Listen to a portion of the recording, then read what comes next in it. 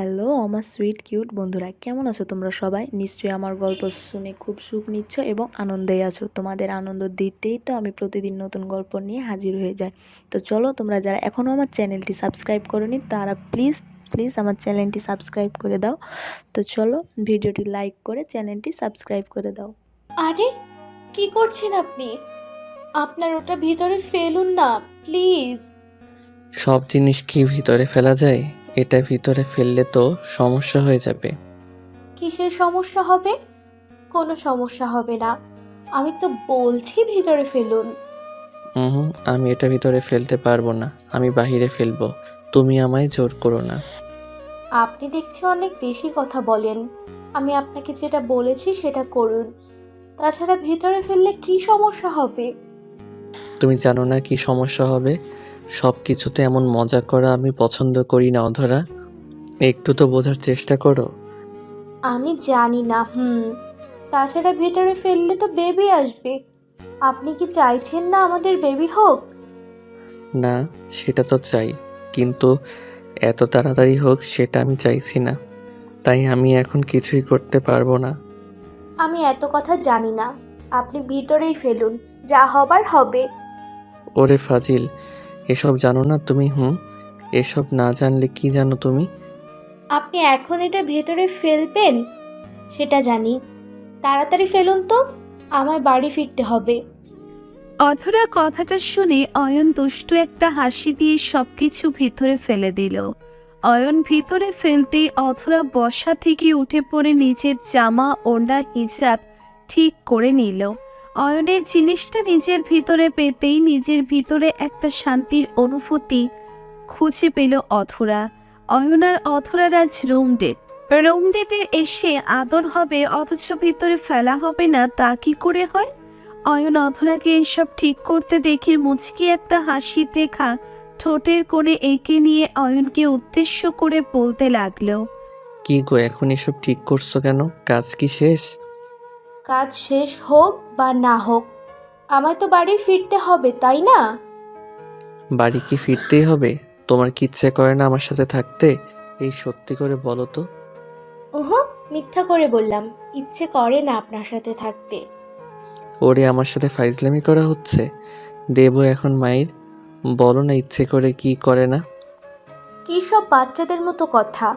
আপনার সাথে থাকার ইচ্ছে কেন করবে না আমার? খুব ইচ্ছে করে, কিন্তু আপনি তো আমার ইচ্ছে পূরণ করছেন না। বিয়ে করে নিজের বাড়ি নিয়ে যাচ্ছেন না। আমি তো বাচ্চাই, তাই তো এখনো বিয়ে করতে পারছি না। ছোট্ট বাচ্চা আমি। তাহলে আমার ইচ্ছের কথা জিজ্ঞেস করছেন কেন? না, তোমার যদি ইচ্ছে করে তবে অন্য কোনো মাধ্যমে তো আমি পারি তোমায় নিজের কাছে রাখতে। অন্য কোনো মাধ্যমে আমি থাকতে চাই না। আমি আপনার বাড়িতে আমার অধিকার অনুযায়ী থাকতে চাই। আমায় কি ওভাবে রাখবেন? ওভাবে কি রাখা যায় বলো? এখন তো ওভাবে রাখা সম্ভব না। অয়নের কথা শুনে অধরা কিঞ্চিত রেগে গেল। অয়ন যদি অধরার সাথে মজা করে কথাটা বলেছে, কিন্তু অধরা সেই কথাটাকে সত্যি সিরিয়াসলি নিয়ে নিয়েছে। অধরাকে রেগে যেতে দেখে অয়ন মুচকি হেসে অধরার হাত ধরে অধরাকে উদ্দেশ্য করে বলল। এই পাগলি, আমি তো তোমার সাথে মজা করছিলাম সোনা। তুমি আমার মজা করা বোঝো না বুঝি? সব কিছু নিয়ে মজা করাটা আমার পছন্দ নয়। আমি তো এটাই বুঝতে পারছি না, আমাদের এই সম্পর্কের শেষ পরিণতি কি? বিয়ের কথা বললে এত অজুহাত কেন আসে? বিয়ের কথা বললে কোনো অজুহাত আসে না। আমি ভয় পাই তোমার বাবা মাকে। ওনারা যদি আমায় রিজেক্ট করে দেয় তখন আমি কি করব? তোমায় ছেড়ে থাকাটা আমার পক্ষে সম্ভব নয়। আমি তোমায় ছাড়া বাঁচতে পারবো না। সেটা আমি জানি, কিন্তু তাই বলে এমন করে হাত গুটিয়ে বসে থাকলে তো চলবে না, তাই না? কিছু তো একটা করতে হবে। করব অনেক কিছু, শুধু একটু সময়ের অপেক্ষা। যা ভালো মনে করো, আর কি বলবো। আচ্ছা শোনো, এই ময়লাগুলো ভিতরে ফেলে দাও, আমি বাড়ি ফিরবো। আবারও ভিতরে ফেলার কথা বলছো? তুমি দেখছি ভারী দুষ্টু হয়ে গেছো। সব সময় মুখে যত উল্টাপাল্টা কথা। আমি এই খাবারের ময়লার কথা বলছি। তুমি নিজেই নেগেটিভ ভেবে বসে আছো। আমি কি করব? হুম একটু দুষ্টমিষ্টি কথা না থাকলে কি ভালো লাগে বলো? আমার তো একটু দুষ্টমি করতে ইচ্ছে করে তোমার সাথে। অয়নের কথার বিপরীতে অথরা কোনো কথা বলল না। অয়নের সামনে দিয়ে চলে যেতে নিল সে। অয়ন ময়লাগুলো ডাস্টবিনে ফেলে দিয়ে অথরার পাশে চলতে শুরু করলো। অথরার মুড অফ হয়ে আছে। এই মুডটা অন করার জন্যে অয়ন অথরাকে নিয়ে রেস্টুরেন্টে আসে। তবে সে অথরার মুড অফ হয়েই আছে। অয়ন এত চেষ্টা করছে অথরাকে একটু হাসানোর, কিন্তু অয়ন যেন বারবার ব্যর্থ হচ্ছে। অয়ন আর অথরার ভালোবাসার সম্পর্ক কম দিনের নয়। দীর্ঘ 4 বছরের ভালোবাসার সম্পর্ক তাদের। এই 4টি বছরের সম্পর্কের মাঝে এমন কোনো দিন ছিল না যেই দিন অথরা আর অয়নের মধ্যে বিয়ে নিয়ে ঝামেলা হয়নি। অথরা বিয়ের কথা বলতেই অয়ন ভয়ে চুপসে যায়। অয়নের ভয়টা অথরাকে নিয়ে। অথরাকে কোনোভাবেই হারাতে পারবে না অয়ন। অয়ন একটা প্রাইভেট ফার্মে চাকরি করে। এই সামান্য চাকরি করে অথরাকে বিয়ে করতে চাইলে অথরার বাবা কখনো রাজি হবে না। অয়ন অথরাকে অথরার বাড়ি পৌঁছে দিয়ে নিজেও নিচের বাড়ি চলে আসলো। বাড়ি আসতেই অয়ন দেখতে পেল তার বাবা মা বসে আছে। অয়নকে দেখে অয়নের বাবা বলতে লাগলো, কি রে, কোথায় থাকিস তুই? আজকাল দেখি বাসায় একদণ্ডও বসতে পারিস না। কোথায় যাস, কি করিস তুই? কোথাও না বাবা, ওই একটু আড্ডা দিচ্ছিলাম। কেন বাবা, কিছু বলবে তুমি? নতুন করে তোকে বলার মতো কিছুই নেই। তোকে বলেছি এই ছোট্ট চাকরি করিস না, আমার বিজনেসে হাত লাগা। কিন্তু না, তুই তো আমার কথাই শুনিস না। দেখতে দেখতে তো আর বয়স কম হলো না আমাদের। এইবার আমরা বাবা, আমি বুঝতে পারছি তুমি কি বলতে চাও, কিন্তু আমি তো আগেই বলেছি আমি আত্মনির্ভর হয়ে বাঁচতে চাই। আর আমার এখনো বিয়ে করার কোনো প্ল্যান নেই, তাই এসব কথা বাদ দাও। নেই বললেই হলো নাকি? আমরা মরে গেলে বিয়ে করবি নাকি? আমাদের শখ আহ্লাদ পূরণ করবি না তুই? আমাদের ইচ্ছের কি কোনো মূল্য নেই তোর কাছে? আচ্ছা বাবা, আমরা এসব নিয়ে পরে কথা বলবো। এখন আমি একটু ফ্রেশ হয়ে নেই। অয়ন নিজের বাবার কথায় কোনো প্রকার ভ্রুক্ষেপ দেখালো না। অয়নের চাকরি নিয়ে উনি কখনো সুখ অনুভব করেননি, আর করবেই বা কেন? অয়নের কাজটা তো খুব ছোট্ট, কিন্তু মানুষ একটু একটু করে ছোট থেকেই বড় হয়। অয়ন নিজের রুমে এসে ফ্রেশ হয়ে নিল। অয়ন ফ্রেশ হয়ে সোফায় বসে পড়তেই অয়নের ফোনে অথরার কল চলে এলো। অয়ন অথরাকে ফোন পেতেই কলটা বেশ দ্রুত পিক করতেই ওপার থেকে অথরা একটু গম্ভীর কণ্ঠে অয়নকে উদ্দেশ্য করে বলল, বাসায় পৌঁছে একটা কল করা কি যেত না আমায়? খুব বড় ভুল করে ফেলেছি নাকি বিয়ে করার কথা বলে? অধরা, এসব কিছু না। আমি মাত্র বাড়ি এসেছি আর ফ্রেশ হয়ে বসেছি, তাই কল করতে পারিনি। হয়েছে, থাক, আর মিথ্যা বলতে হবে না তোমায়। আমি বুঝতে পারি সব। সত্যি বলছি আমি। তোমায় অযথা মিথ্যে কেন বলতে যাব আমি, বলো আমায়। কেন বলতে যাবে সেটা তো তুমি নিজেই জানো। তা এখন কি করছো? এই তো বসে আছি, তুমি কি করছো? অপেক্ষা করছি। কিসের অপেক্ষা? মৃত্যুর অপেক্ষা। অধরার কথা শুনে অয়নের ভীষণ রাগ উঠে যায়। এমন সব অদ্ভুত কথা বলার মানে কি? অয়ন সবসময় অধরাকে বারণ করেছে এসব বাজে কথা মুখে না নিতে। তবুও অধরা অয়নকে কষ্ট দিতে গিয়ে এই কথাগুলো বারবার করে বলে। অয়ন এই সব কথাগুলো কোনোভাবেই সহ্য করতে পারে না। অয়ন মন খারাপ করে অধরার কলটা কেটে দিল। অধরাও বুঝতে পারল অয়ন কল কেটে দিয়েছে। অধরা আর অয়নকে কল করল না। অয়ন বিছানার পাশে ফোনটা রেখে দিয়ে চোখ বন্ধ করে শুয়ে পড়ল। বিকেলের দিকে অয়ন ঘুম থেকে ফ্রেশ হয়ে নিল। মনটা আজ বড় অশান্ত হয়ে আছে তার। কোনো কিছুতেই যেন মন স্থির করতে পারছে না অয়ন। অয়নের মনে পড়ে আছে অধরার কাছে। অধরাও মন খারাপ করে আছে। যে করেই হোক অধরার রাগ অভিমান ভাঙাতে হবে অয়নের। অয়ন হালকা নাস্তা করে নিজের বাড়ি থেকে বেরিয়ে সোজা চলে আসে অধরার বাড়ির সামনে। অধরার বাড়ির রং সামনে এসে অয়ন অধরাকে কল করলো। দুবার রিং হবার পর অধরা কলটা পিক করলো। অয়ন অধরাকে উদ্দেশ্য করে মলিন কণ্ঠে বলল, সরি অধরা, আমি জানি তুমি আমার উপর অভিমান করে আছো। আমায় একটু সময় দাও, আমি কথা দিচ্ছি সব ঠিক করে দিব। দিলাম সময়। আর আমি তোমার ওপর অভিমান করে নেই। শুধু শুধু নিজেকে কষ্ট দিচ্ছ তুমি। আমি জানি তুমি কি করে আছো। এখন কথা না বাড়িয়ে দ্রুত বাড়ির নিচে এসো, কথা আছে আমার। কার বাড়ির নিচে আসবো? তোমার বাড়ির নিচে আসবে, আমি অপেক্ষা করছি তোমার জন্য। অয়নের কথা শুনে অধরা একটু অবাক হলো। অয়ন অধরার বাড়ির নিচে আসায় অধরা অবাক হয়েছে, কারণ অয়নের আগে কখনো অধরার বাড়ির নিচে আসেনি। অধরার বাড়ির থেকে অনেকটা দূরে দাঁড়িয়ে অধরাকে বিদায় জানিয়ে চলে যেত অয়ন।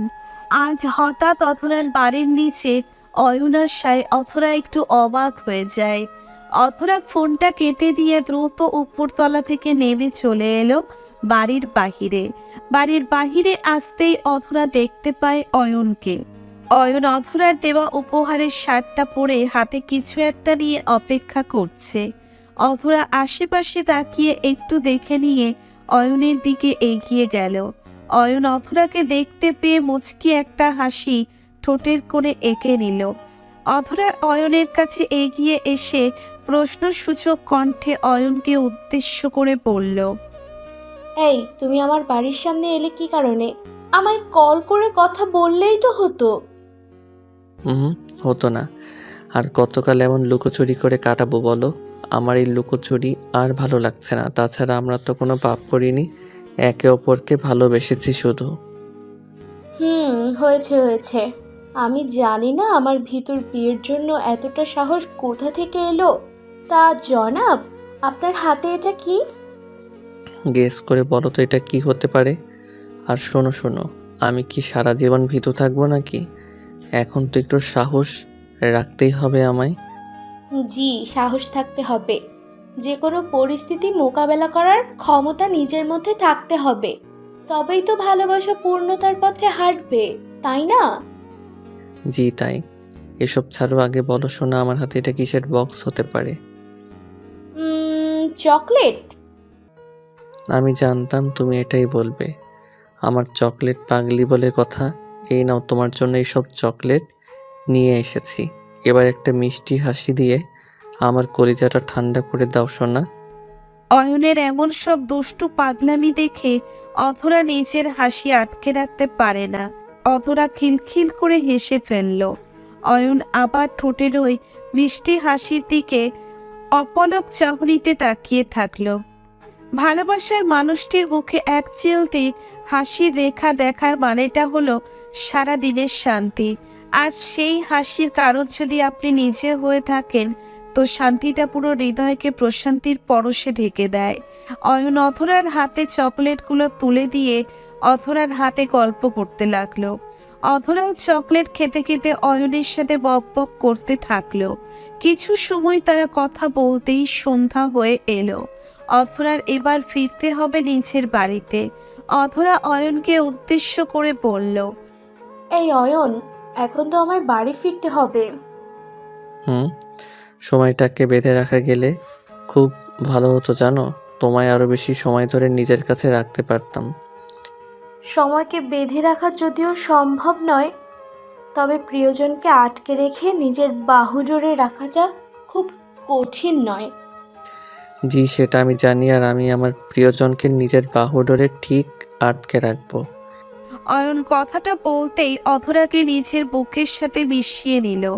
অধরাও কোনো চিন্তা না করে অয়নের বুকের মাঝে নিজের শান্তি খুঁজতে লাগলো।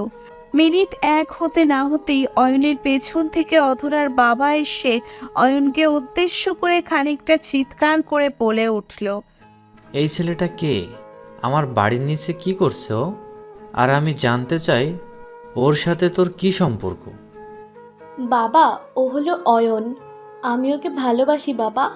অয়নও আমায় ভালোবাসে। হোয়াট? ছি ছি ছি ছি, আজ তো এত বড় অতব্যতন হয়েছে। নিজের বাবার সামনে ভালোবাসার কথা বলতে লজ্জা করছে না তোর? আমরা দুজন কোনো পাপ করিনি যেটার কারণে লজ্জা পেতে হবে। আমরা একে অপরকে ভালোবাসি, আর ভালোবাসার কখনো লজ্জা থাকে না।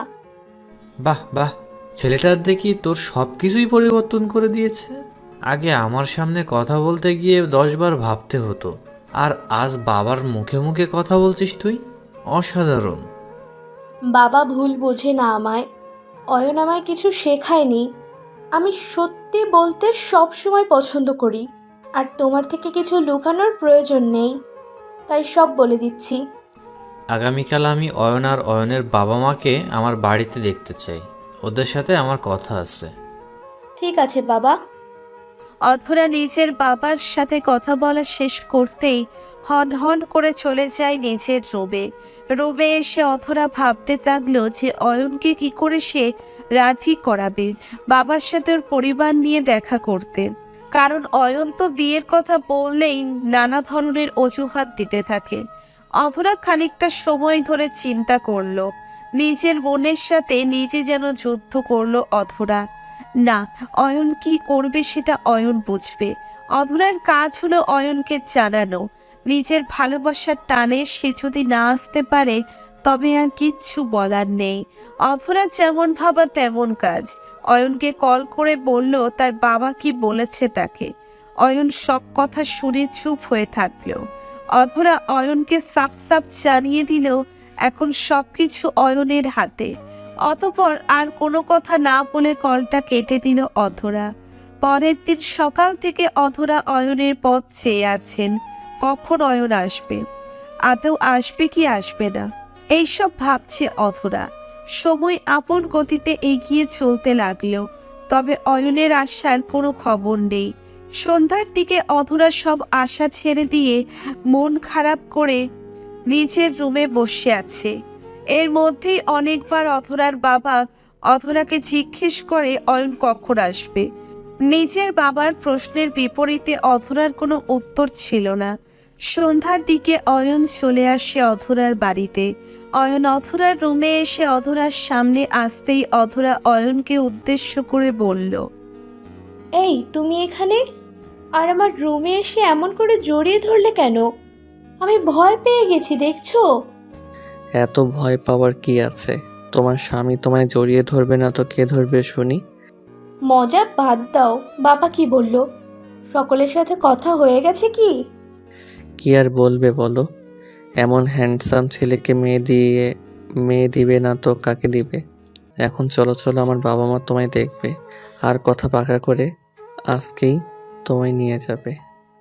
অয়ন অধরার মনের অবস্থা বুঝতে পেরে পরম আবেশে অধরাকে আগলে নিল নিজের বাহু ডোরে। ভালোবাসা এমনই হয়, দুটি ভালোবাসার মানুষকে কখনো আলাদা করতে নেই। সকল বাবা মা যদি অধরা আর অয়নের বাবা মায়ের মতো হতো তবে আর কোনো ভালোবাসার শেষ পরিণতি দীর্ঘশ্বাস হয়ে থাকতো না। বেঁচে থাকুক ভালোবাসা। অয়ন অধরার নতুন জীবনের জন্য দোয়া করবেন সবাই।